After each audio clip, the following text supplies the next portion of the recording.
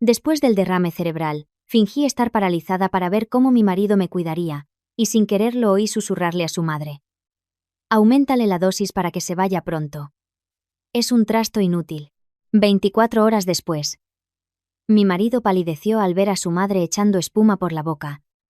Y tuvo que llevarla de urgencia al hospital. Intenté abrir los ojos. Pero mis párpados pesaban como si alguien los hubiera sellado con pegamento. Mi cuerpo entero estaba rígido, inmóvil como una roca inerte en medio de un océano helado.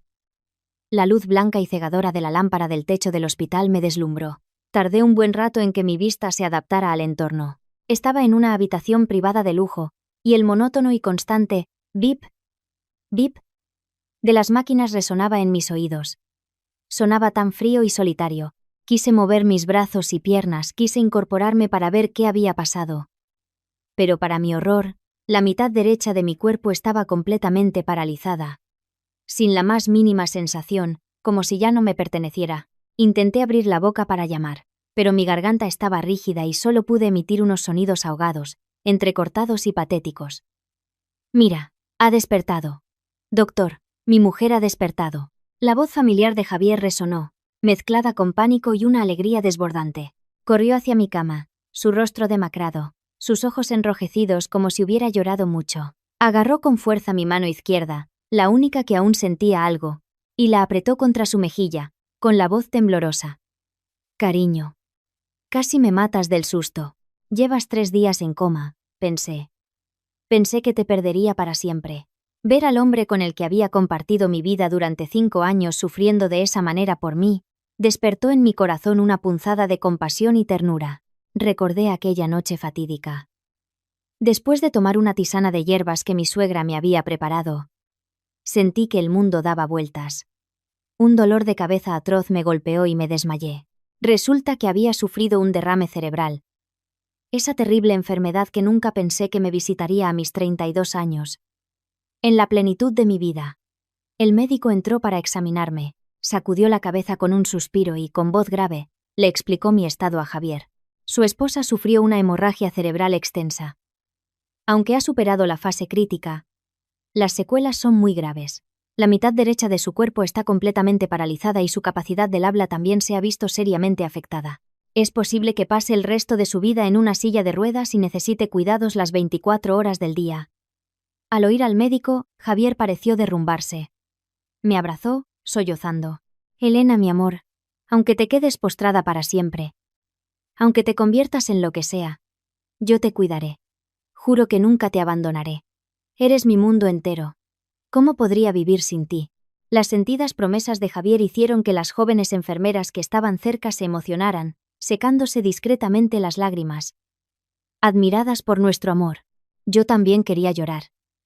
Quería levantar mi mano para abrazar a mi marido, para decirle que me esforzaría en la rehabilitación para recuperarme. Pero justo cuando Javier se inclinó para besar mi frente, mi mirada se detuvo, clavada en el cuello de su camisa blanca e impecable. Allí, justo debajo del pliegue del cuello, había una clara marca de pintalabios de un intenso color rojo ciruela, que destacaba sobre la tela blanca. Ese color de pintalabios, sentí un escalofrío recorrer mi espalda. Soy muy selectiva con el maquillaje y detesto especialmente ese tono vulgar y algo pasado de moda. Nunca lo he usado. El propio Javier, en nuestras idas de compras, había puesto mala cara y comentado: ese color es horrible. Solo lo usan las chicas de los bares de mala muerte para atraer a los hombres. Entonces, ¿por qué en el cuello de mi marido, que lloraba desconsoladamente por su mujer enferma, aparecía la marca de pintalabios de una de esas chicas de bar? Una terrible sospecha comenzó a infiltrarse en mi mente, carcomiendo la poca fe y emoción que acababa de sentir. Entrecerré los ojos, observando más de cerca el rostro de Javier. En ese momento, cuando levantó la cabeza para secarse las lágrimas, me di cuenta de que en el fondo de sus ojos, detrás de aquellas gotas, no había un dolor supremo, sino un destello de alivio, incluso un cálculo frío que me heló la sangre. Esa mirada fue fugaz. Desapareció en un parpadeo. Pero con la intuición de una mujer y la sensibilidad de alguien al borde de la muerte, supe que no me había equivocado. Sentí como si alguien me estrujara el corazón, un dolor más agudo que el físico que me atormentaba. La extraña marca de pintalabios, El repentino derrame cerebral después de la tisana de mi suegra y la extraña mirada de Javier, todas esas piezas sueltas comenzaron a unirse, dibujando un cuadro aterrador que no me atrevía a afrontar. Me quedé quieta. Dejé caer el brazo, fingiendo cansancio, y cerré los ojos con fuerza para ocultar la confusión y la sospecha que se arremolinaban en mi interior como una marea embravecida. Tras una semana de tratamiento en el hospital, mi estado no mejoró mucho. El médico me permitió volver a casa para seguir bajo observación y comenzar la fisioterapia. La espaciosa villa en Marbella, que antes rebosaba con las risas felices de nuestro matrimonio, me recibió ahora con una atmósfera fría y extrañamente sombría. Javier había contratado a alguien para preparar una habitación en la planta baja, equipada con una cama médica y aparatos de asistencia, convirtiéndola en una pequeña enfermería para facilitar mis cuidados. La primera noche en casa, Javier me dio de comer pacientemente cada cucharada de caldo ligero, y luego me limpió y cambió de ropa con esmero. Con cuidado, me dio 2 cápsulas de color amarillo anaranjado, susurrando con ternura: «Cariño, tómate la medicina para que te recuperes pronto. Un amigo me la ha traído de Estados Unidos.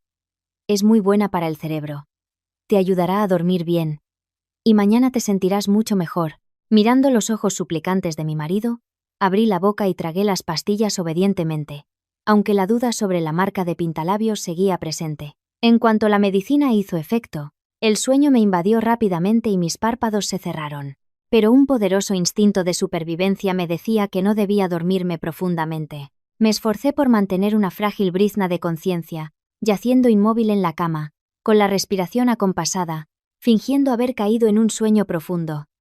El reloj de pared dio las 12. El silencio era tan absoluto que se oía el silbido del viento a través de las rendijas de la ventana. La puerta de la habitación se abrió sigilosamente, y unos pasos ligeros se acercaron a la cama. El penetrante perfume de mi suegra Isabel inundó mis fosas nasales. Se detuvo junto a la cama, su voz resonando sin ningún reparo. «¿Ya está dormida? ¿Estás seguro de que esa medicina tuya la deja inconsciente?» Javier estaba a su lado. Su voz, despojada de toda calidez, era ahora gélida y llena de desprecio. «Tranquila, mamá. Con una dosis tan alta, ni un trueno a su lado la despertaría. Ahora no es más que un cadáver viviente, esperando la muerte». Oí cómo Isabel me palpaba bruscamente los brazos y las piernas. Y luego chasqueó la lengua con pesar. «¿Así que está paralizada de verdad, hijo? Qué lástima, con lo bien que iba la empresa. El dinero entraba a raudales. Ahora que esta inútil está así, ¿quién firmará los papeles?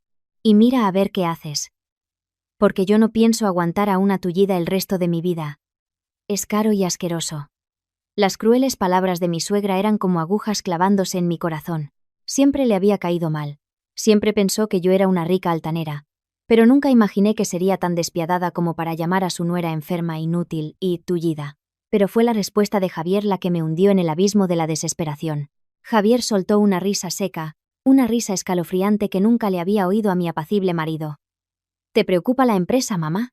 El abogado, el señor Morales, ya ha preparado un poder de tutela, ahora que ha perdido su capacidad legal.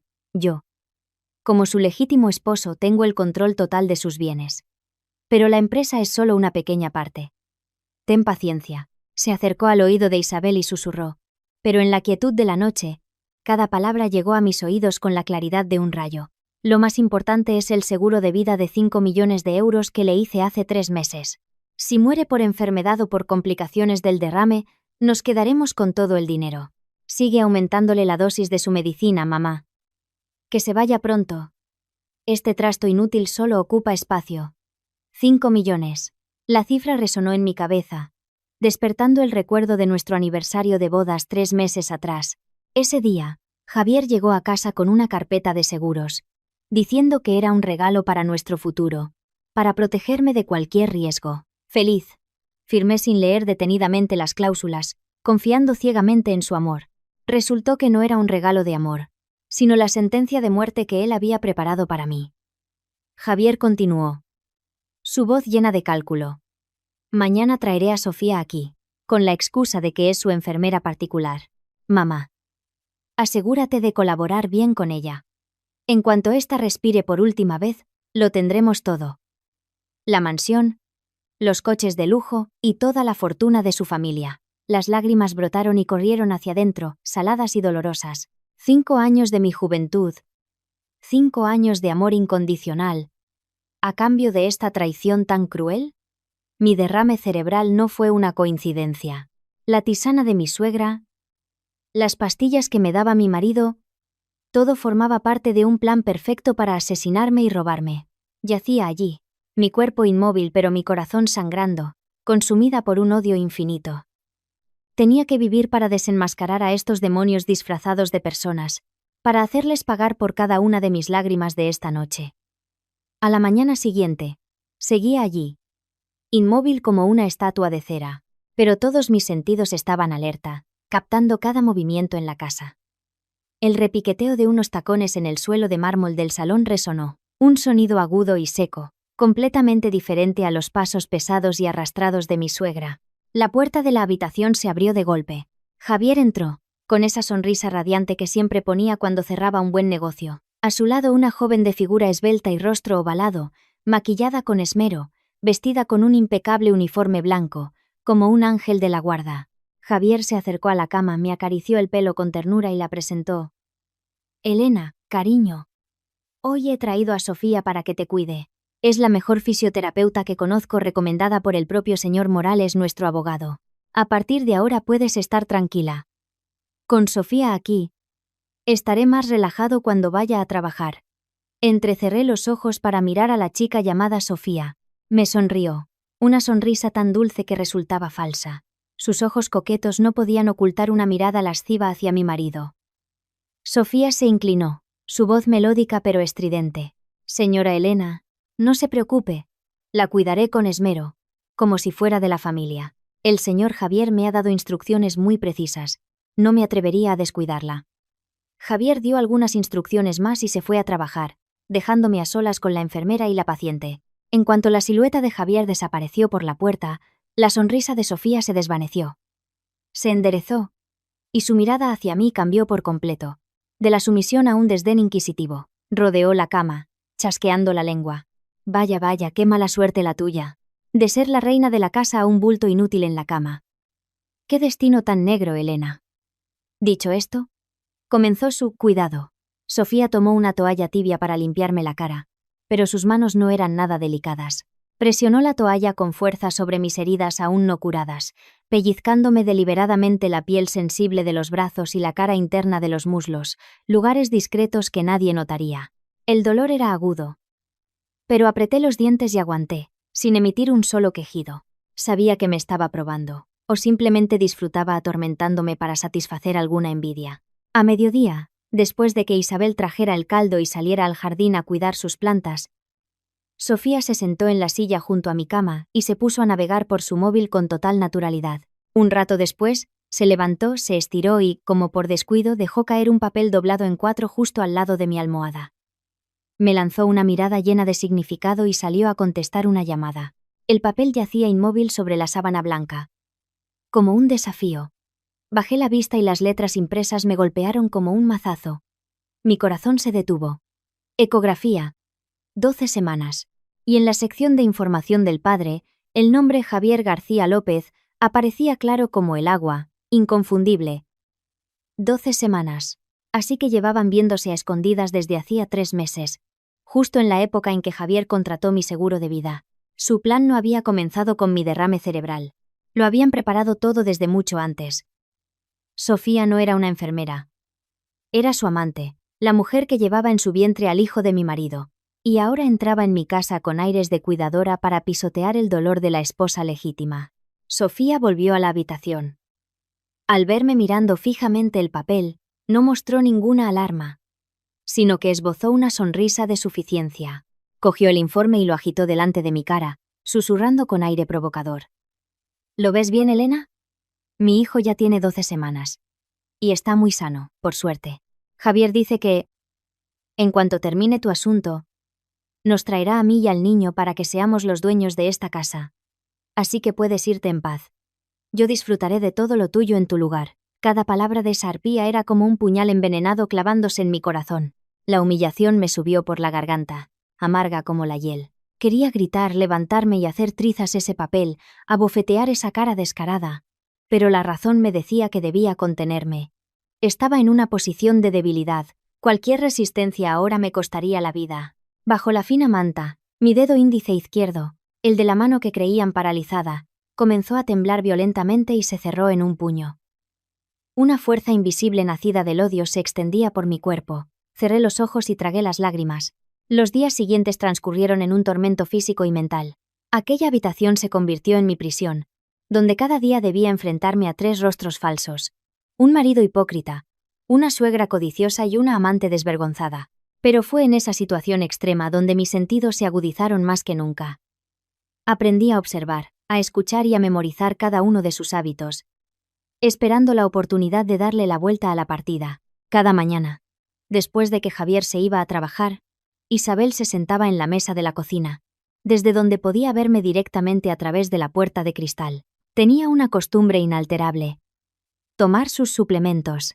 En la encimera, junto a la jarra de agua, siempre había un gran frasco de plástico blanco con una etiqueta de frutas de colores vivos que decía: complejo vitamínico, importado de Suiza. Isabel adoraba ese frasco, siempre presumiendo ante los vecinos de que gracias a él se sentía más fuerte. Su piel estaba radiante y comía y dormía mejor.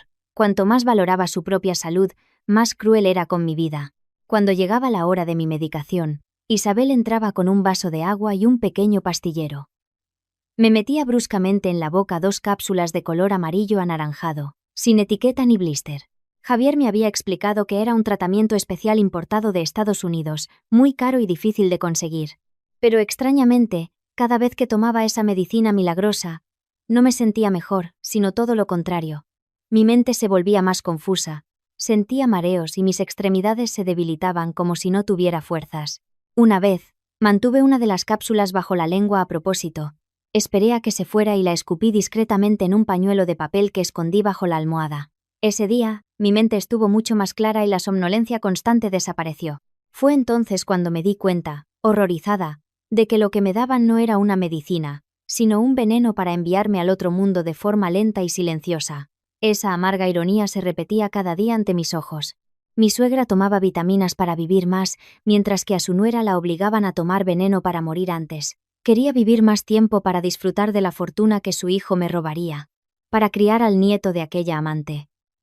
La codicia humana es aterradora. Puede convertir a una madre, a una abuela, en una asesina a sangre fría sin que le tiemble el pulso. Giré la cabeza y me quedé mirando fijamente el frasco de vitaminas en la encimera a través de la puerta entreabierta. Una idea audaz y descabellada comenzó a germinar en mi mente. Si a ellos les gustaba usar medicinas para decidir sobre la vida de los demás, ¿por qué no dejar que probaran su propia receta? A veces, la ley del karma necesita una mano para que llegue más rápido. Comencé a acumular esas cápsulas venenosas. Cada vez que Isabel o Sofía me las daban, usaba la técnica de esconderlas bajo la lengua, que había practicado durante mis noches de insomnio. Cuando se iban, las escupía, las envolvía con cuidado en un trocito de tela arrancado del bajo de mi camisón, y las metía en el interior de mi almohada. El número de cápsulas crecía día a día, en proporción directa a la lucidez y la fuerza que recuperaba lentamente. Sabía que estaba jugando una partida a vida o muerte. Si me descubrían, moriría al instante, sin escapatoria. Pero no tenía otra opción. Mi vida, el honor de mi familia, todo dependía de estas pequeñas pastillas. Aquel mediodía, el sol abrasador del verano caía sobre la ciudad, haciendo el aire bochornoso e insoportable. Javier volvió a casa inesperadamente para almorzar, pero no para visitarme, sino para retozar con su amante en el salón. Las risas coquetas de Sofía y los jadeos lujuriosos de Javier llegaban hasta mi habitación. Era repugnante y sucio. Pensaban que yo era una inválida sorda que no se enteraba de nada, así que ni se molestaron en cerrar la puerta. Isabel, al ver a su hijo y a su futura nuera tan acaramelados, sonrió satisfecha y se retiró discretamente al jardín para regar las plantas, dándoles espacio. La cocina quedó completamente vacía, y en la encimera, el frasco de vitaminas de Isabel seguía allí, inmóvil y tentador. Mi corazón latía con tanta fuerza que temí que el sonido me delatara. Era una oportunidad única.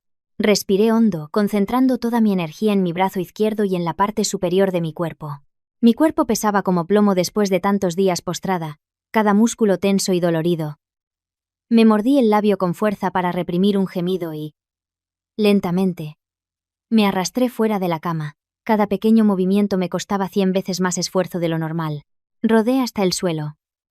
Por suerte, la gruesa alfombra amortiguó el ruido. Usé mi mano izquierda para agarrarme al borde de un mueble y arrastré mi cuerpo, centímetro a centímetro, hacia la puerta que daba a la cocina. El sudor me empapaba, corriendo por mis ojos y escociéndome. Los gemidos de la pareja de adúlteros en el salón seguían sonando, convirtiéndose en el camuflaje perfecto para mi acción. Me deslicé por el umbral y entré en la cocina. El frasco de vitaminas estaba en un estante demasiado alto para alcanzarlo desde el suelo. Miré a mi alrededor y vi un pequeño taburete en una esquina. Apreté los dientes. Me agarré a la pata de la mesa del comedor e intenté ponerme de pie sobre mi pierna izquierda. La derecha colgaba inútil como un trozo de madera. Todo mi cuerpo temblaba. Mi cabeza daba vueltas y estuve a punto de caer. Me apoyé en la mesa y avancé con dificultad hasta el estante. Finalmente, mis dedos tocaron el frasco de plástico frío. Temblorosa, abrí la tapa y vertí todas las vitaminas de color blanco marfil en un bol que había sobre la mesa. Luego, saqué de mi bolsillo el envoltorio de tela lleno de las cápsulas venenosas de color amarillo anaranjado que había estado acumulando. Vacié todo el veneno en el frasco. Como ambos tipos de pastillas tenían un tamaño similar y solo diferían ligeramente en el color, sería difícil notarlo si no se miraba con atención, especialmente para alguien con mala vista y tan descuidada como Isabel. Luego, tomé un puñado de sus vitaminas reales y me las guardé en el bolsillo para usarlas yo. El resto lo tiré rápidamente a la basura debajo de la mesa y lo cubrí con otros desperdicios para ocultarlo. Una vez hecho, apreté la tapa, coloqué el frasco en su sitio, con la etiqueta hacia afuera, exactamente como estaba. Al terminar, estaba agotada y mi pierna izquierda cedió. Un pequeño ruido sonó cuando mi rodilla golpeó el suelo. «¿Mamá? ¿Qué haces en la cocina?». La voz de Javier llegó desde el salón, un poco somnolienta y molesta por la interrupción. Mi corazón se detuvo. La sangre se me heló en las venas. Contuve la respiración, tumbada en el suelo de la cocina, escondida detrás de la gran mesa del comedor. Los pasos de Javier se acercaban. Si entraba y me veía en el suelo, todo habría terminado. Cerré los ojos, rezando desesperadamente. Justo en ese momento, la voz de Isabel llegó desde el jardín. «Estoy aquí, en el jardín». «¿Qué querías, hijo?». Los pasos de Javier se detuvieron. Murmuró: «Qué raro, juraría que oí algo». Y luego se dio la vuelta. «Nada, mamá, pensé que era un ladrón». Solté el aire, sintiendo que acababa de regresar de entre los muertos. Esperé un poco más hasta que todo estuvo en calma, y usando mis últimas fuerzas, me arrastré de vuelta a mi habitación, me subí a la cama y me tapé como si nada hubiera pasado. Todo el proceso había durado apenas 15 minutos. Pero para mí, fue como un siglo. Pasaron 3 días desde aquel mediodía fatídico, y el ambiente en la casa seguía siendo sombrío. Mi cuerpo, al recibir vitaminas reales en lugar de veneno, comenzó a mostrar una notable mejoría. Mi mente estaba más clara, mis músculos del lado izquierdo más flexibles, e incluso empecé a sentir un hormigueo en los dedos de mi mano derecha paralizada. Sabía que me estaba recuperando, pero lo mantuve en secreto, continuando con mi papel de vegetal. Por el contrario, Isabel empezó a mostrar síntomas extraños. Esa mañana mientras desayunaba, de repente dejó los cubiertos y se llevó una mano al estómago, con el ceño fruncido. «Últimamente tengo el estómago revuelto. Todo me sabe amargo. No puedo tragar nada». Javier, absorto en su teléfono, levantó la vista al oír las quejas de su madre y respondió con indiferencia: «Seguramente has comido algo en mal estado. O es por el cambio de tiempo. Ya eres mayor. Es normal que el sistema digestivo se debilite». Isabel negó con la cabeza, su rostro contraído por el dolor. «No es eso. Este dolor es diferente. Son como retortijones y luego me dan náuseas y mareos. ¿Será por ese frasco de vitaminas que me compraste? Desde que las tomo, me siento así». Yo, desde mi habitación, lo oí todo. Mi corazón se aceleró. El veneno empezaba a hacer efecto, pero Javier lo descartó de inmediato. Se rió para tranquilizar a su madre. «Mamá, siempre tan desconfiada. Esas vitaminas son de la mejor calidad. Las compré a través de un amigo en Suiza. Son carísimas. Tú sigue tomándolas. Seguramente tu cuerpo está eliminando toxinas. En unos días te acostumbrarás». Al oír a su hijo, Isabel se lo creyó a pies juntillas. Asintió. «Sí. Debe ser eso. Lo bueno sale caro. Una medicina potente tiene que tener efectos fuertes. Y dicho esto fue a buscar su frasco de vitaminas, que ahora sin que ella lo supiera estaba lleno de cápsulas venenosas. Sirvió 2 y se las tomó con un vaso de agua. Viendo la escena a través de la puerta entreabierta, no sentí regocijo, sino una frialdad que me caló hasta los huesos. Su propio hijo, al que tanto adoraba y al que ayudaba a cometer sus crímenes, la estaba empujando indirectamente hacia la muerte con su indiferencia y estupidez. Si Javier se hubiera preocupado un poco más por su madre, si se hubiera molestado en revisar el frasco, quizá habría notado algo extraño. Pero no. En su cabeza solo había dinero de seguros y una amante ardiente. La vida de su anciana madre no era tan importante como sus deseos. Por la tarde el estado de Isabel empeoró. Se quedó tumbada en el sofá del salón, gimiendo, su rostro visiblemente pálido. Sofía, al verla enferma, mostró abiertamente su fastidio. No le preguntó cómo estaba ni la cuidó. Al contrario, murmuraba mientras hacía ruido. Vieja y llena de achaques. Si se va a quejar por todo, ¿quién la va a aguantar? Isabel la oyó, pero estaba demasiado cansada para discutir. Se quedó allí, con la mirada perdida en el techo, maldiciéndome en voz baja. Todo es culpa de esa bruja. Desde que llegó a esta casa, solo hemos tenido mala suerte. Ella tan cómoda en su cama, mientras esta vieja tiene que pagar por sus pecados. Tumbada en la cama, escuché sus maldiciones. Incluso en su dolor, mi corazón se endureció. No sentía remordimiento, no sentía compasión. Hasta el último momento, seguía creyendo que yo era la causa de todas sus desgracias, cuando en realidad eran la codicia y la maldad de ella y su hijo las que los estaban envenenando. El dolor de Isabel iba en aumento, pero Javier aún no la llevaba al hospital. Dijo que esperaría a ver cómo pasaba la noche, que ir al hospital era caro y un lío. No sabía que su dilación estaba acortando la vida de su madre y acercando el final de esta trágica obra. Hoy era el 3er aniversario de la muerte de mi padre, un día que debería haber sido solemne y cálido para recordar a un ser querido. Pero en esta familia, se convirtió en el escenario para una gran farsa de moralidad. Desde temprano, los parientes de Javier llegaron en masa. Las risas y el ruido de los platos y cubiertos ahogaban la música sacra que salía de un pequeño reproductor en el altar. Javier, impecablemente vestido con un traje negro, el pelo engominado, iba y venía dando órdenes a los sirvientes, y de vez en cuando salía a recibir a sus tíos y tías con una sonrisa perenne. Parecía el perfecto y responsable cabeza de familia. Javier me levantó de la cama y me sentó en la silla de ruedas, me arregló la ropa con cuidado, me alisó el pelo revuelto y me llevó al salón. Al verme aparecer, el grupo de parientes que parloteaban animadamente enmudeció de repente. Decenas de ojos se clavaron en mí, no con compasión, sino con una curiosidad morbosa y una mal disimulada satisfacción. Una tía de Javier, la misma que antes siempre me halagaba para pedirme dinero, dijo en voz alta: «Pobre Javier, tan guapo y talentoso. Y le ha tocado una mujer inválida. Así es la vida, impredecible. ¿Qué va a ser de él ahora? Solo le traerá problemas y tendrá que cuidarla».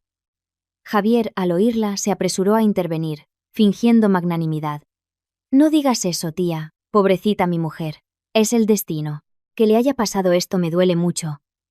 Pero en el matrimonio hay que estar en las buenas y en las malas, ¿no?». Sus palabras provocaron la admiración de todos los presentes. Todos elogiaban a Javier como un marido ejemplar, un modelo para toda la familia. Yo permanecí en silencio en mi silla de ruedas, con la cabeza ligeramente inclinada, la mirada perdida en la foto de mi padre en el altar, envuelta en el humo del incienso. En mi interior, le pedía perdón por permitir que esta gente manchara su memoria. Isabel se había maquillado más de lo habitual para ocultar su palidez y sus labios amoratados.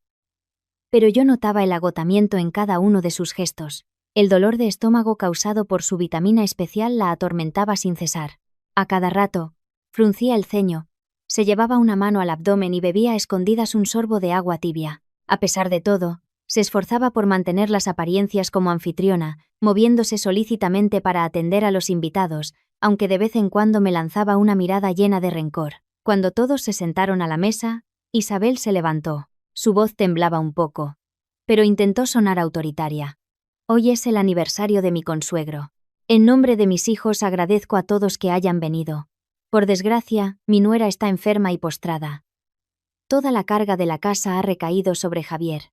Yo ya estoy vieja, Y solo espero que ambas familias apoyen a Javier para que pueda dirigir la empresa que le dejó su suegro y no dejar que el patrimonio caiga en manos extrañas. Sus palabras parecían razonables, pero en realidad eran una declaración encubierta de transferencia de poder. Estaba preparando el terreno para que la apropiación de mi empresa por parte de Javier pareciera un acto de responsabilidad y sacrificio. La miré a ella, miré a Javier, miré a los parientes que asentían con la cabeza, y sentí náuseas ante tanto descaro. Comían y bebían con el sudor y las lágrimas de mi padre.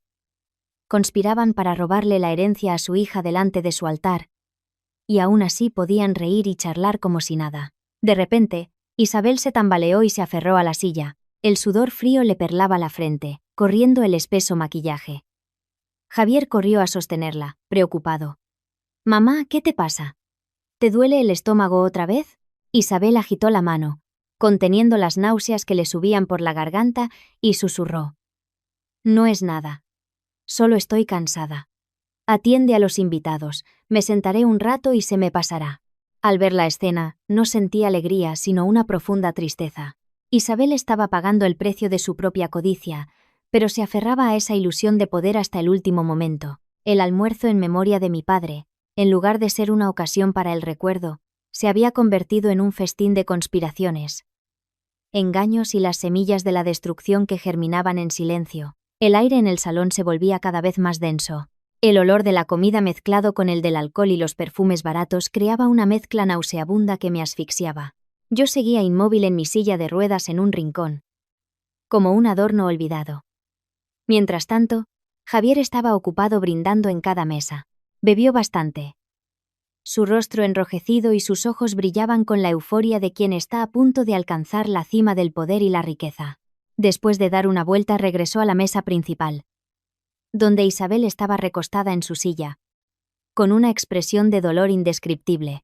Apenas había probado bocado, solo bebía sorbos de agua, con la mano apretada sobre su vientre. Javier se sentó junto a su madre y le susurró algo al oído. Entre el bullicio de la fiesta, la música y el tintineo de las copas, no debería haber oído nada, pero quizás porque la muerte rondaba cerca, mi oído se agudizó de forma extraña. Javier habló, su voz pastosa por el alcohol, pero el contenido era afilado como un cuchillo. «Mamá, aguanta un poco más. Sé que estás cansada. Esta mañana le he doblado la dosis. Seguramente esta noche o como mucho mañana por la mañana todo habrá terminado. Entonces los 5 millones del seguro serán nuestros. Podrás ir a la mejor clínica privada o incluso a Estados Unidos a tratarte». Apreté con fuerza los reposabrazos de la silla, mis uñas se clavaron en el cuero hasta hacerme sangrar. Pero el dolor físico no era nada comparado con el escalofrío que recorría mi espalda. El doble de la dosis, así que la pastilla que Sofía me había obligado a tomar esa mañana, si no hubiera sido lo suficientemente lista como para esconderla, ahora mismo sería un cadáver. Ya no tenían paciencia para esperar a que muriera lentamente. Querían acelerar el proceso para cobrar el seguro. Al oír a su hijo, los ojos de Isabel brillaron con una esperanza maliciosa. Asintió y respondió en un susurro. «Sí. Tienes razón. Me duele mucho, ya no lo soporto. Acabemos con esto rápido, que las cosas se pueden complicar. Y acuérdate de decirle a esa Sofía que se deshaga de los envases de las pastillas, que no deje ni rastro para que la policía no sospeche.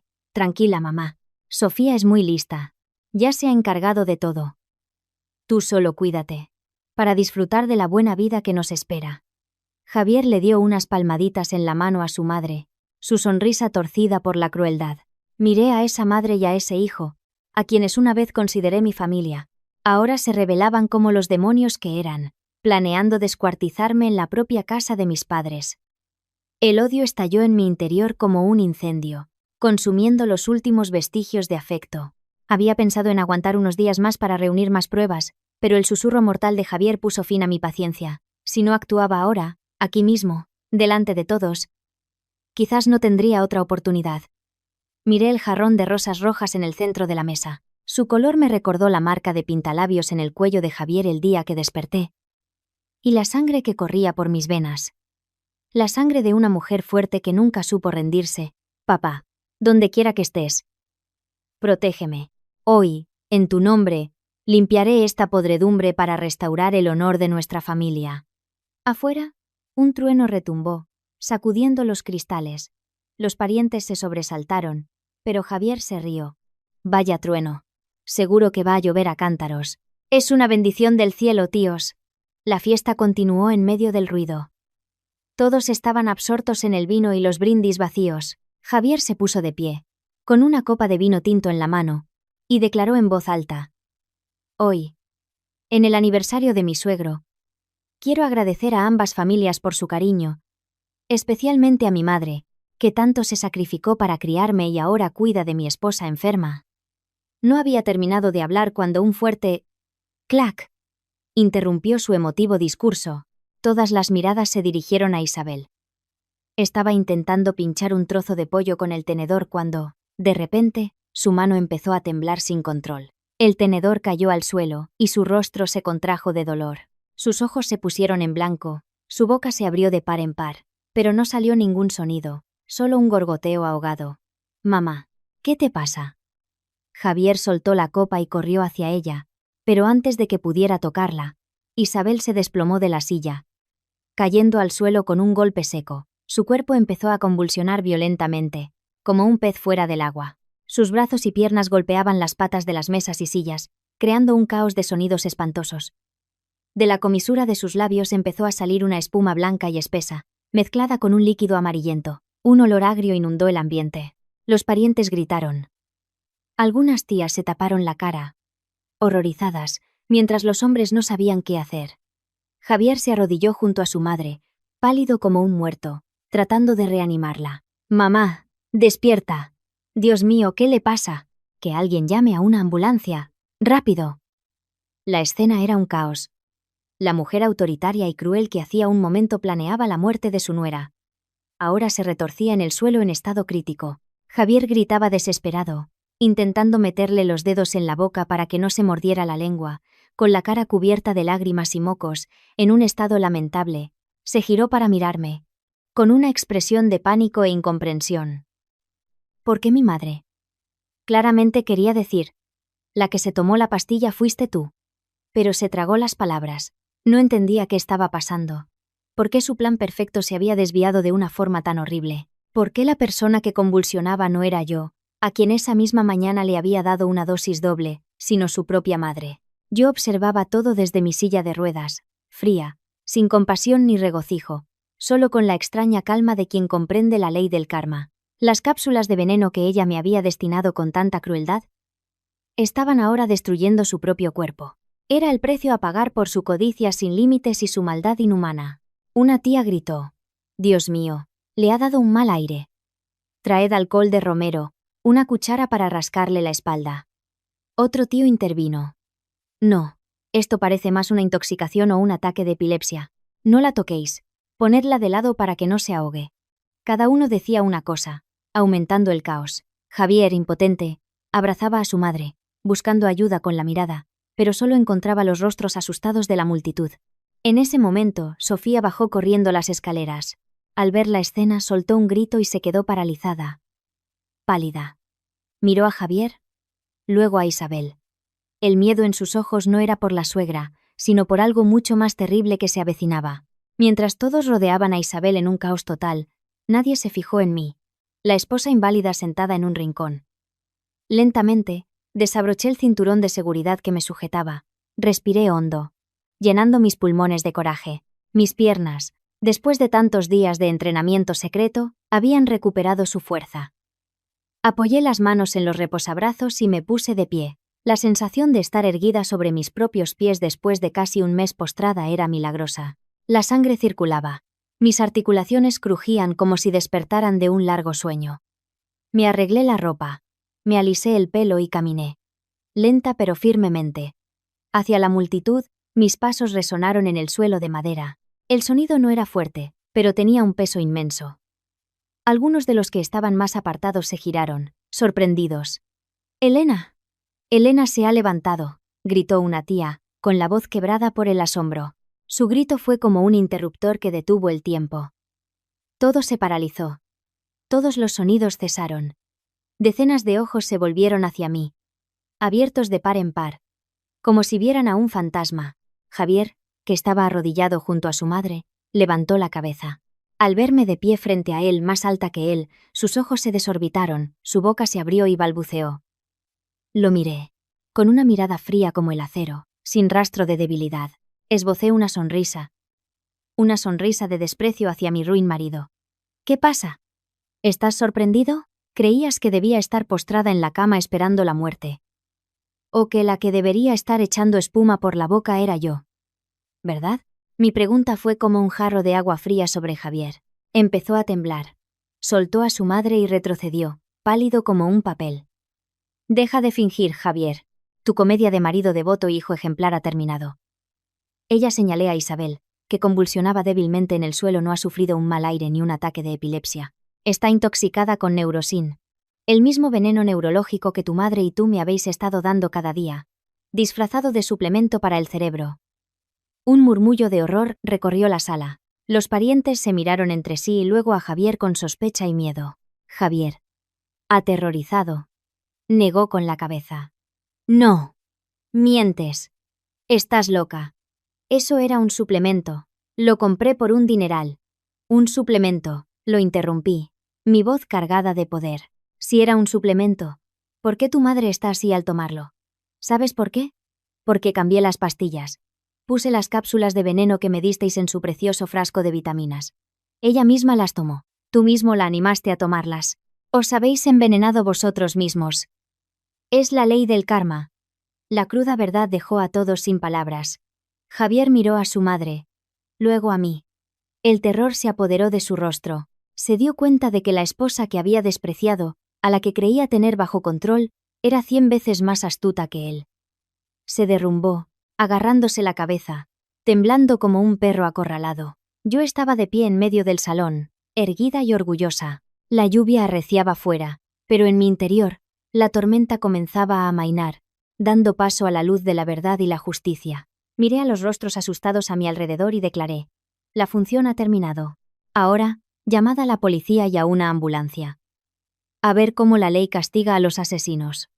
Javier me miraba fijamente, con los ojos tan abiertos que parecían salirse de sus órbitas. Su rostro pasó del rojo del alcohol a un blanco ceniciento. Balbuceaba, sus labios temblaban sin control, señalándome sin poder articular palabra. Seguramente, en el guión perfecto que él y su madre habían creado, nunca existió esta escena. La esposa inválida levantándose de repente, imponente como una jueza. Caminé lentamente hacia él, sintiendo la firmeza de mis pies sobre el frío suelo. Cada paso aplastaba su arrogancia y sus planes, haciéndole retroceder aterrorizado hasta tropezar con una silla. Los parientes contenían la respiración. Nadie se atrevía a decir nada. La tensión en el salón era palpable. ¿Qué pasa, Javier? ¿No te alegras de ver a tu mujer recuperada? Pregunté.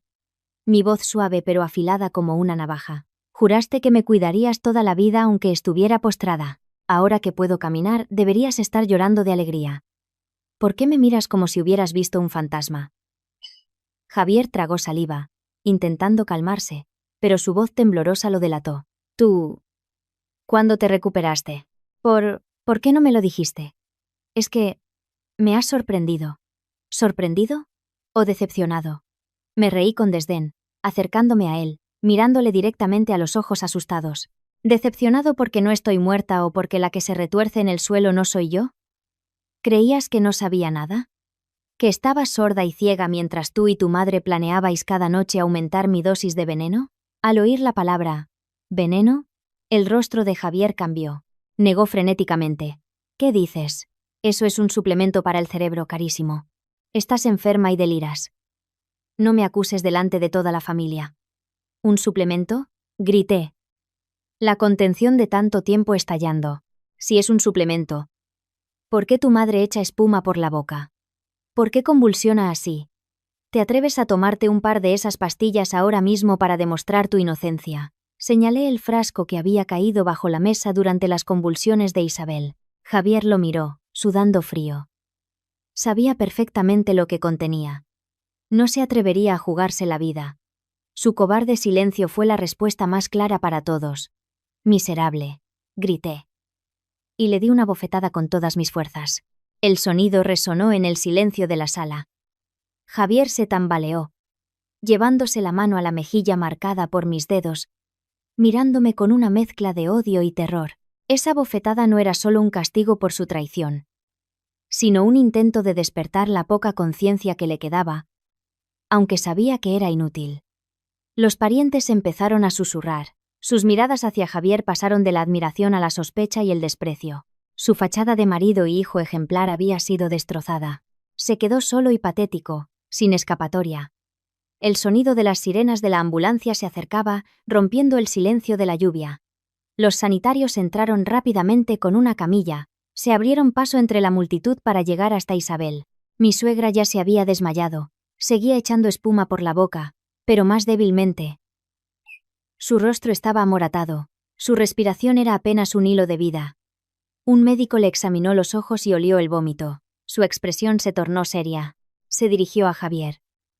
La paciente tiene antecedentes médicos. ¿Ha comido algo extraño? Los síntomas son de intoxicación aguda, probablemente por un químico o una sobredosis de medicamentos que ha causado un fallo respiratorio y cardíaco. Javier estaba paralizado, sin saber qué decir. No podía confesar que su madre había tomado el veneno que él mismo había comprado para matar a su esposa. Pero tampoco podía negar la evidencia. No lo sé. Estaba comiendo y de repente se puso así. Salven a mi madre, por favor. Preparen el traslado. Hay que hacerle un lavado de estómago de inmediato, o el veneno llegará a la sangre y será demasiado tarde. Ordenó el médico. Los sanitarios subieron a Isabel a la camilla y salieron corriendo. Javier miró a su madre y luego a mí. Dudaba entre huir o enfrentarse a la situación. Me crucé de brazos, mirándole fríamente. Ve y cuida de tu madre. Yo llamaré a la policía. Esto no es un asunto familiar. Envenenar a alguien es un delito, Javier. Al oír la palabra policía, Javier se estremeció, pálido como la muerte. Quiso taparme la boca, pero al ver a los parientes y a los sanitarios observándole, se contuvo. Sabía que cualquier movimiento en falso lo hundiría más. Apretó los dientes y me señaló. Amenazante. Ya verás. Como a mi madre le pase algo, no te lo perdonaré. Dicho esto, salió corriendo tras la ambulancia. Su figura asustada y cobarde se perdió en la lluvia. El vehículo se alejó, dejando la casa sumida en el caos y la confusión. Los parientes, al ver los problemas y oír hablar de la policía, empezaron a marcharse para no verse involucrados. En un instante, el salón se quedó vacío, conmigo sola entre los restos de la fiesta. Miré la casa silenciosa. Me sentí sola, pero la determinación se impuso. No podía flaquear ahora. Javier se había ido. Era mi oportunidad de oro para encontrar la prueba más importante que escondía. Sabía que era precavido, pero en su pánico, seguramente había cometido un descuido. Me giré y vi a Sofía. La amante, que antes temblaba en un rincón, había aprovechado la confusión para subir a hacer las maletas. Intentaba huir. Sonreí con amargura. Me dirigí a la puerta principal. La cerré con llave y me guardé la llave en el bolsillo. Hoy, nadie saldría de esta casa sin pagar por lo que había hecho. Después de encerrar a la amante, fui directamente al despacho de Javier, que antes había sido la biblioteca de mi padre. La decoración era la misma, con sus estanterías de roble hasta el techo. Pero el ambiente solemne de antes había sido reemplazado por un frío olor a tabaco y cálculo. Me acerqué al óleo de un paisaje rural colgado en la pared y lo desplacé. Detrás, había una moderna caja fuerte empotrada. Conocía la combinación. Javier, en un falso arranque de romanticismo, me había dicho que la clave era la fecha de nuestro aniversario de bodas. Para demostrar que todo lo suyo era mío, no imaginaba que ese gesto sería la llave para desenmascararlo. Mis dedos temblaron al tocar el teclado numérico. Un bip seco anunció que la caja se abría. La pesada puerta reveló los oscuros secretos que Javier había ocultado. Dentro, además de dinero en efectivo y algunas de mis joyas, había una gruesa carpeta. La cogí con manos temblorosas. Póliza de seguro de vida. Beneficiaria: Elena Montes. Tomador: Javier García. Suma asegurada: 5 millones de euros. Fecha de la firma: nuestro aniversario de bodas. Las lágrimas cayeron sobre el papel. Resulta que mi valor para él era exactamente de 5 millones de euros. Debajo de la póliza encontré una pequeña libreta de cuero negro y un frasco de cristal a medio usar. Abrí la libreta. Era un diario donde Javier había registrado meticulosamente mi tratamiento. Día 1. Inicio con dosis baja. Elena se queja de cansancio. Día 5. Aumento de dosis. Elena entra en coma profundo. Día 15. Hemiplegia. El plan avanza bien. Día 20. Mamá insiste en aumentar la dosis para terminar pronto. Leer aquello me oprimía el corazón. No solo me estaba matando, sino que lo trataba como un proyecto de investigación. Cogí el frasco. Dentro quedaban algunas cápsulas de color amarillo anaranjado, idénticas a las que le había dado a su madre. Esta era la prueba definitiva, junto con el diario, para mandarlo a la cárcel de por vida. Guardé todo en un bolso, abrazándolo como si fuera un salvavidas. Miré la habitación de mi padre por última vez y susurré: «Papá, lo he encontrado. No dejaré que el trabajo de tu vida caiga en manos de un malvado. Recuperaré la justicia para nuestra familia». En ese momento, oí unos pasos apresurados en la escalera. Sofía bajaba arrastrando una maleta enorme. Llevaba un vestido corto y ajustado, maquillada a toda prisa, con el pánico reflejado en su rostro. Al verme al pie de la escalera, se sobresaltó y casi cae. «Señora, apártese. Renuncio. Su familia está loca. No trabajo más aquí». «¿Renuncias?», me reí, cruzándome de brazos. «¿A dónde piensas ir?». «A escapar con tu amante». «¿Qué dice?». «No la entiendo. Yo solo era la enfermera».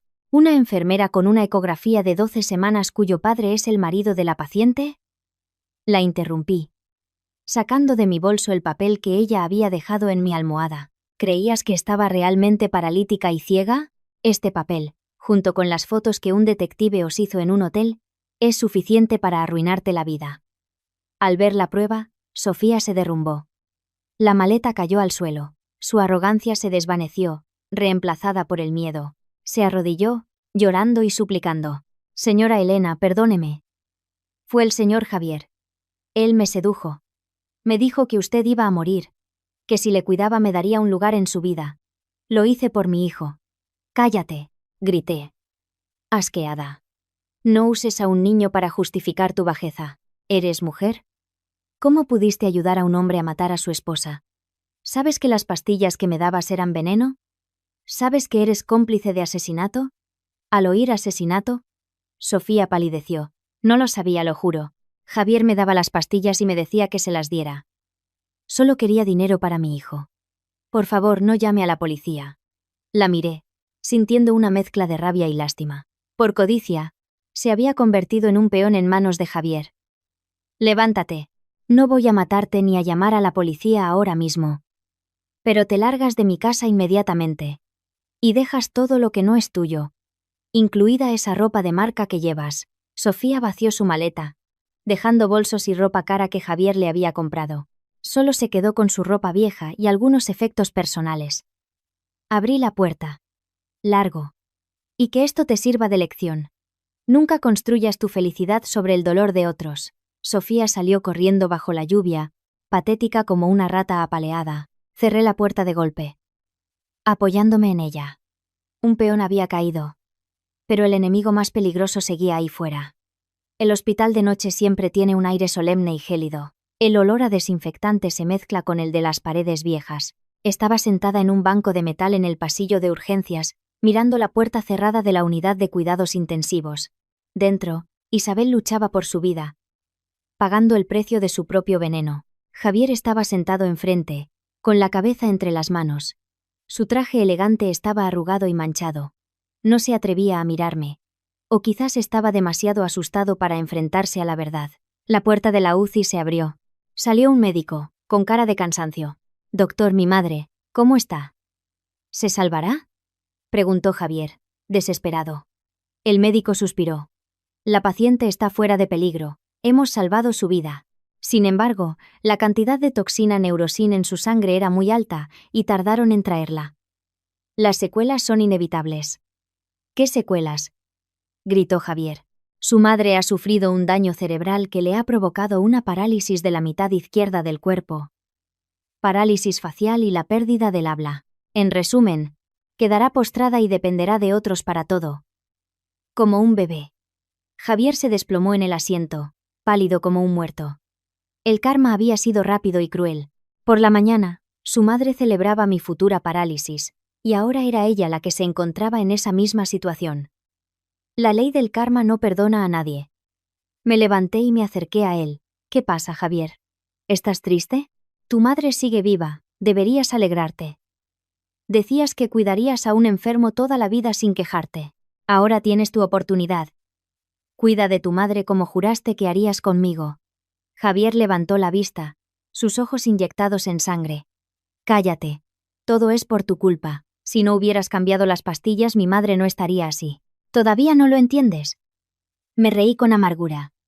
El que compró el veneno fuiste tú. Los que me obligaron a tomarlo fuisteis tu madre y tú. Yo solo os devolví lo que era vuestro. Deberías alegrarte de que no esté muerta. Al menos aún puedes ser un buen hijo. Me di la vuelta y me fui, dejándolo con su remordimiento. Su teléfono sonó. Respondió, su voz temblorosa. ¿Tío? Tío, ayúdame. Mi madre está paralítica. ¿Qué hago ahora? Estaba llamando a alguien, a su último salvavidas. Después de esa llamada desesperada, Javier corrió a los jardines del hospital. Yo lo seguí en silencio. Un lujoso coche negro se detuvo. De él bajó un hombre de mediana edad, bien vestido, con gafas de montura dorada. Era el señor Morales, el abogado de mi familia, el amigo más cercano de mi padre. Un hombre al que yo siempre había llamado tío con respeto. ¡Tío Ricardo!, gritó Javier, como un niño. Estoy perdido. Mi madre está paralítica. Y Elena lo sabe todo. Amenaza con llamar a la policía. El señor Morales mantuvo una calma sorprendente. Tranquilo, Javier. Para los grandes problemas se necesita una cabeza fría. Pero tiene pruebas, tío. Tiene el frasco de veneno y me va a denunciar por intento de asesinato. El abogado se limpió las gafas. Sus ojos brillaron con un cálculo frío. Entonces tendremos que encontrar la forma de que salgas inocente. Tu madre ya está así. No puede hablar ni moverse. Es normal que una anciana enferma y confundida se equivoque con la medicación. ¿Entiendes lo que quiero decir? Javier lo miró, perplejo. El abogado se acercó a su oído. Échale toda la culpa a tu madre. Dile a la policía que ella, por odio a su nuera y por codicia, compró el veneno a escondidas para envenenarla. Tú no sabías nada. También eres una víctima. Pero es mi madre. Tu madre es anciana y está paralítica. Si va a la cárcel, le darán arresto domiciliario o la enviarán a un psiquiátrico. Ella no pierde nada. Pero tú eres joven, tienes un futuro. Tienes que sacrificar lo pequeño para salvar lo grande. Eso es ser un buen hijo. Las palabras del abogado eran un veneno seductor. Yo, escondida detrás de un árbol, sentí un horror profundo. Estaba incitando a Javier a traicionar a su propia madre, a convertirla en un chivo expiatorio. La maldad de ese hombre era sutil y retorcida. Javier, tras una lucha interna, asintió. Sí, tío. Haré lo que dices. Ayúdame, no quiero ir a la cárcel. El señor Morales sonrió, satisfecho. Bien. Yo me encargaré de los trámites legales. Ahora vuelve con tu madre y actúa bien. Tienes que parecer un hijo desconsolado por la terrible acción de su madre. Al ver a Javier volver y la sonrisa siniestra del abogado, sentí un escalofrío. Javier era solo una marioneta. El verdadero titiritero era ese hombre. Volví a la habitación del hospital. A mi lado, 2 policías uniformados. Al verlos, Javier se puso pálido. Señor Javier García. Queda detenido por intento de asesinato y fraude. Acompáñenos a la comisaría. Javier retrocedió, señalando a su madre inmóvil. No, yo no he hecho nada. Ha sido ella mi madre. La sala quedó en silencio. Isabel, al oír a su hijo, abrió los ojos de par en par, llenos de incredulidad y un dolor atroz. Intentó moverse, gritar, pero su cuerpo no le respondía. Las lágrimas brotaron de sus ojos. Mi madre odiaba a mi esposa, gritó Javier siguiendo el guión. Quería su fortuna y compró el veneno. Yo no sabía nada. También me engañó. Por eso está así, por tomar su propio veneno. Es su karma. Soy inocente.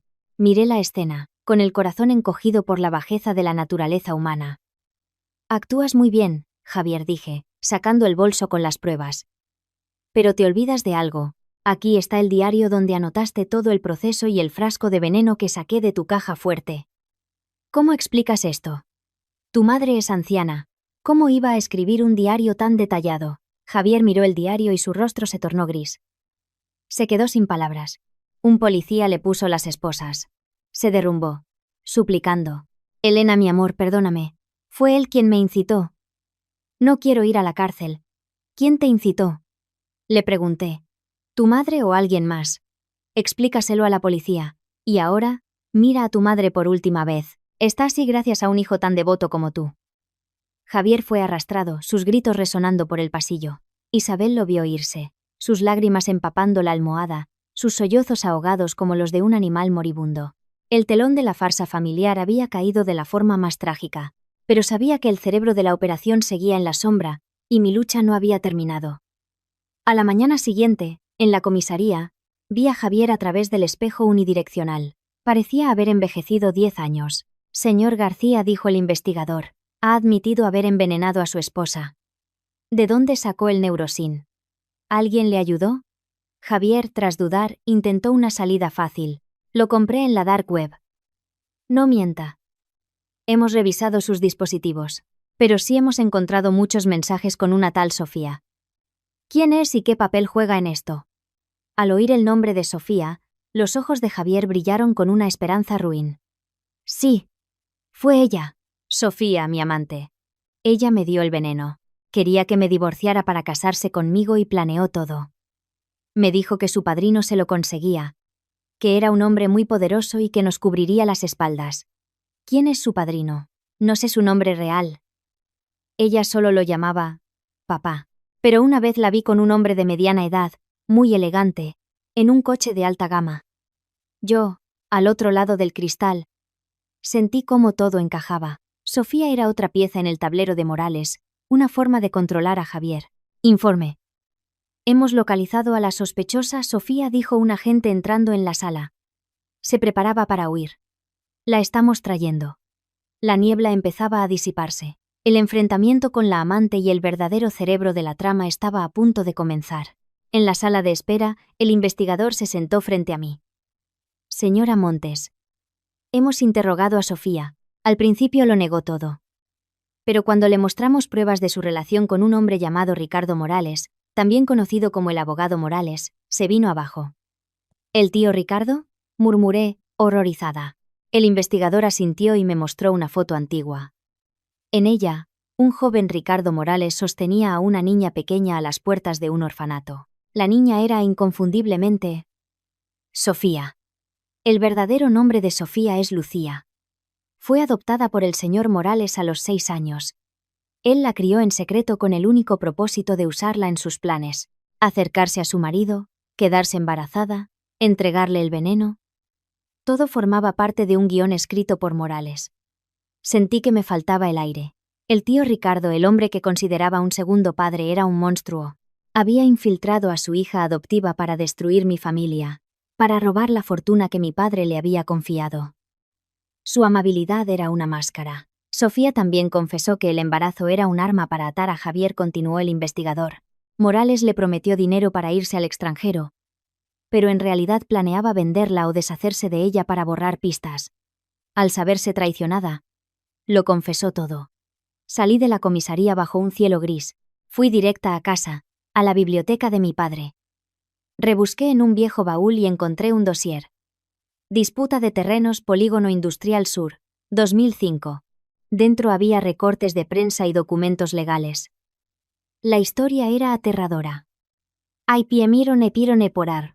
Hace 20 años, la empresa de mi padre y la del padre de Morales compitieron por un gran proyecto. El padre de Morales usó sobornos y documentos falsos. Mi padre lo denunció. Tras un largo juicio, la justicia le dio la razón. La empresa del padre de Morales quebró. Incapaz de soportar la ruina y la deshonra, se suicidó, dejando atrás a su esposa enferma y a un hijo que estudiaba Derecho. Ricardo Morales. En una foto del funeral, vi a un joven Ricardo con una mirada de odio puro, esa misma mirada que había visto en él estos últimos días. Así que todo había sido una venganza planeada durante 20 años. Se acercó a mi padre, se ganó su confianza, esperó a que mis padres murieran, ahora dudaba de que su muerte fuera un accidente y luego vino a por mí. La traición de Javier dolía, pero la de Ricardo Morales me destrozaba el alma. Al día siguiente, Fui a la cárcel a ver a Javier. Elena, sálvame. Sé que he fallado. Saca la denuncia, suplicó. El intento de asesinato no se retira con una denuncia. Javier, dije fríamente. ¿Sigues creyendo que el hijo de Sofía es tuyo? Le mostré el resultado de la prueba de ADN que la policía me había facilitado. El niño no era suyo. El padre era un gigoló con el que Sofía se veía. Javier era solo una tapadera. Al ver la prueba, se derrumbó. Lloraba y se golpeaba la cabeza. Soy un imbécil. Cuando el odio por la traición superó su miedo, me miró con una determinación fría. No merezco tu perdón, Elena. Pero no dejaré que ese viejo y esa zorra se salgan con la suya. Te daré todo lo que tengo contra él. Me dio los datos de acceso a una cuenta en la nube donde había guardado capturas de pantalla de todos los mensajes de Morales, correos electrónicos con borradores de testamentos falsos y grabaciones de sus conversaciones. También hay una lista de sus cuentas bancarias en paraísos fiscales. Con esto, no solo irá a la cárcel por asesinato, sino también por blanqueo de capitales. Se pudrirá allí. Le entregué toda la información a la policía. La red se cerraba sobre el cerebro de la operación. El día de la Junta de Accionistas extraordinaria convocada por Morales. Entré en la sala de reuniones de la empresa. Él estaba en el estrado, hablando con confianza, pero al verme, se quedó helado. Tío Ricardo, dije, acercándome a la silla presidencial. Me parece que estás sentado en el lugar equivocado. Elena, querida. Qué alegría verte recuperada. Solo estaba ayudando. ¿Ayudando? Repliqué. ¿Ayudando a mi marido a envenenarme para cobrar un seguro? Proyecté en la pantalla todas las pruebas que Javier me había dado. La sala quedó en silencio, escuchando las grabaciones de la voz de Morales planeando mi muerte. Él lo negó todo, gritando que era un montaje. No solo tengo a Javier, tío. Tengo otro testigo.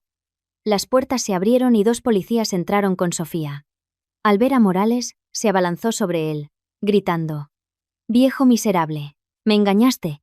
Ibas a venderme para silenciarme. Sofía sacó una libreta negra. Aquí están todas las cuentas de sus sobornos y actividades ilegales para hundir la empresa. Me obligó a guardarla pensando que no entendía los registros. Morales, al ver la libreta, supo que estaba acabado. Se echó a reír, una risa de loco. Ganaste, maldita. Pero no me rindo. Tu familia me lo debe todo. Tu padre me lo robó todo. Los policías lo redujeron y se lo llevaron. Sus gritos sobre la venganza y la injusticia se perdieron mientras el coche patrulla se alejaba. La justicia, por fin, había llegado. El juicio fue rápido. Ricardo Morales fue condenado a cadena perpetua. Javier, por su colaboración, a 20 años de prisión. Sofía, a 5. Isabel, mi suegra, había quedado en un estado vegetativo. La trasladé a una residencia de ancianos. Pagué el primer año.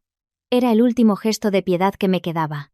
Vendí la villa de Marbella, llena de fantasmas. Me mudé a un ático en el centro de Madrid. Me sumergí en el trabajo, reestructuré la empresa y la hice más fuerte que nunca. 3 meses después, fui a la cárcel por última vez. Le llevé los papeles del divorcio. Firma, dije. Lloró. Se disculpó. Suplicó. No me amabas, Javier. Amabas mi dinero. Yo sí te amé. Pero tú mataste ese amor. Firmó. ¿Vendrás a verme de vez en cuando?, preguntó. Con un hilo de voz. No me esperes. Aprende a vivir con tu soledad. Es tu castigo. Adiós. Salí de la prisión sin mirar atrás. 1 año después, estaba en el balcón de mi nuevo apartamento, viendo el amanecer sobre Madrid. La empresa prosperaba. Yo era una mujer diferente. Más fuerte. Más sabia. Más cautelosa. Había aprendido que la felicidad no te la da nadie. La construyes tú misma. Mi teléfono vibró. Un mensaje de un viejo amigo de la universidad. Este fin de semana vamos de excursión a la sierra. ¿Te apuntas? Hace mucho que no te vemos sonreír de verdad. Sonreí. ¿Una excursión? Hacía mucho que no hacía algo así. Claro. Allí estaré. Respondí. El pasado doloroso había quedado atrás. Los que me hicieron daño estaban pagando por sus crímenes. No sentía odio, solo una profunda paz. Había elegido perdonar, no por ellos, sino por mí. Había elegido vivir. El sol se alzaba, bañando la ciudad en una luz dorada. El futuro era una página en blanco, y por primera vez en mucho tiempo, Sentí que estaba lista para escribirlo. Mi vida, mi verdadera vida, acababa de empezar.